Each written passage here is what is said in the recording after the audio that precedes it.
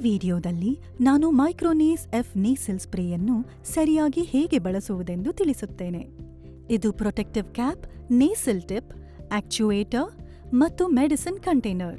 ಈ ನೇಸಲ್ ಸ್ಪ್ರೇಯನ್ನು ನಿಮ್ಮ ಡಾಕ್ಟರ್ ಹೇಳಿರುವ ಪ್ರಕಾರ ಅಥವಾ ಸೂಚನೆ ಕೊಟ್ಟಿರುವ ಪ್ರಕಾರ ಮಾತ್ರ ಬಳಸಿ. ಪ್ರತಿ ಬಾರಿ ಬಳಸುವ ಮೊದಲು ಸೇಫ್ಟಿ ಕ್ಲಿಪ್ ತೆಗೆದು ಬಳಸಿದ ನಂತರ ಮತ್ತೆ ಅಳವಡಿಸಲು ಮರೆಯಬೇಡಿ. ನಿಮ್ಮ ಕೈಗಳನ್ನ ಚೆನ್ನಾಗಿ ತೊಳೆದುಕೊಳ್ಳಿ. ಇದು ಸ್ವಚ್ಛ ಮತ್ತೆ ಆರೋಗ್ಯಕರ ಕೂಡ. ನಂತರ ಪ್ರತಿ ಸಲ ಬಳಸುವ ಮುನ್ನ ಮೈಕ್ರೋನೇಸ್ ಬಾಟಲಿಯನ್ನು ನಿಧಾನವಾಗಿ ಅಲ್ಲಾಡಿಸಿ ನಂತರ ಪ್ರೊಟೆಕ್ಟಿವ್ ಕ್ಯಾಪ್ ತೆಗೆಯಿರಿ.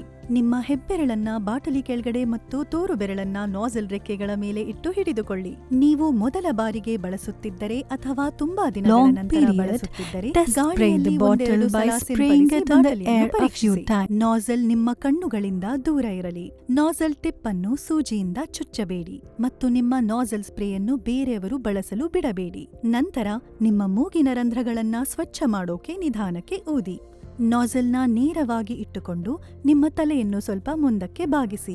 ನಾಜಲ್ ಟಿಪ್ ಅನ್ನು ಮೂಗಿನ ರಂಧ್ರದಲ್ಲಿ ನಿಧಾನವಾಗಿ ಹಾಕಿ. ನಿಧಾನವಾಗಿ ಉಸಿರು ತೆಗೆದುಕೊಳ್ಳುತ್ತಾ ಒಂದು ಸ್ಪ್ರೇ ಬಿಡುಗಡೆ ಮಾಡಲು ನಾಜಲ್ನ ರೆಕ್ಕೆಗಳನ್ನ ಕೆಳಗೆ ಒತ್ತಿ. ಸ್ಪ್ರೇ ಬಳಸಿದ ನಂತರ ಉಸಿರನ್ನ ಗಟ್ಟಿಯಾಗಿ ಮೂಗಿಂದ ಎಳೆಯಬೇಡಿ. ನಿಧಾನವಾಗಿ ನಿಮ್ಮ ಬಾಯಿಂದ ಉಸಿರನ್ನ ಬಿಡಿ. ಎರಡನೇ ಸ್ಪ್ರೇ ಅಗತ್ಯವಿದ್ದರೆ ಅದೇ ಹಂತಗಳನ್ನ ಮತ್ತೆ ಮಾಡಿ. ಇನ್ನೊಂದು ಮೂಗಿನ ರಂಧ್ರಕ್ಕೆ ಹೀಗೆ ಮಾಡಲು ಇದನ್ನೇ ಅನುಸರಿಸಿ. ಮುಗಿದ ಮೇಲೆ ಸ್ವಚ್ಛವಾದ ಟಿಶ್ಯೂ ಬಳಸಿ ನಾಜಲ್ ಅನ್ನು ಒರೆಸಿ ಸುರಕ್ಷತಾ ಮುಚ್ಚಳವನ್ನು ಹಾಕಿ. ನಿಮ್ಮ ನೇಸಲ್ ಸ್ಪ್ರೇ ಸ್ವಚ್ಛಗೊಳಿಸುವ ವಿಧಾನ. ಪ್ರತಿ ವಾರ ನೇಸಲ್ ಸ್ಪ್ರೇ ನಾಜಲ್ ಅನ್ನು ಸ್ವಚ್ಛಗೊಳಿಸುವುದು ತುಂಬಾ ಮುಖ್ಯ. ಬಾಟಲಿಯಿಂದ ನಾಜಲ್ನ ಮೇಲಕ್ಕೆಳೆದು ತೆಗೆಯಿರಿ. ನೀರಲ್ಲಿ ಕ್ಯಾಪ್ ಮತ್ತೆ ನಾಜಲ್ನ ತೊಳೆಯಿರಿ. ನಂತರ ನಾಜಲ್ ಮತ್ತೆ ಡಸ್ಟ್ ಕ್ಯಾಪ್ನ ಸ್ವಲ್ಪ ಹೊತ್ತು ಬೆಚ್ಚಗಿರೋ ನೀರಲ್ಲಿ ನೆನೆಸಿರಿ. ಬಾಟಲಿಗೆ ಹಾಕುವ ಮುನ್ನ ನಾಜಲ್ ಮತ್ತು ಕ್ಯಾಪ್ ಅನ್ನು ಕೋಣೆ ಉಷ್ಣಾಂಶದಲ್ಲಿ ಒಣಗಲು ಬಿಡಿ. ಸ್ವಚ್ಛತೆ ಬಗ್ಗೆ ಹೆಚ್ಚಿನ ಮಾಹಿತಿಗಾಗಿ ಇನ್ಸ್ಟ್ರಕ್ಷನ್ ಮ್ಯಾನ್ಯುಯಲ್ ಓದಿ ಅಥವಾ ನಿಮ್ಮ ಡಾಕ್ಟರ್ನ ಸಂಪರ್ಕ ಮಾಡಿ. ಸುಲಭವಾಗಿ ಉಸಿರಾಡಿ ಒಳ್ಳೆ ಅನುಭವ ಪಡೆಯಿರಿ. ಮೈಕ್ರೋನೇಸ್ ನಿಮ್ಮ ದಿನಚರಿಯಲ್ಲಿ ಸುಲಭವಾಗಿ ಸೇರಿಕೊಳ್ಳುತ್ತದೆ.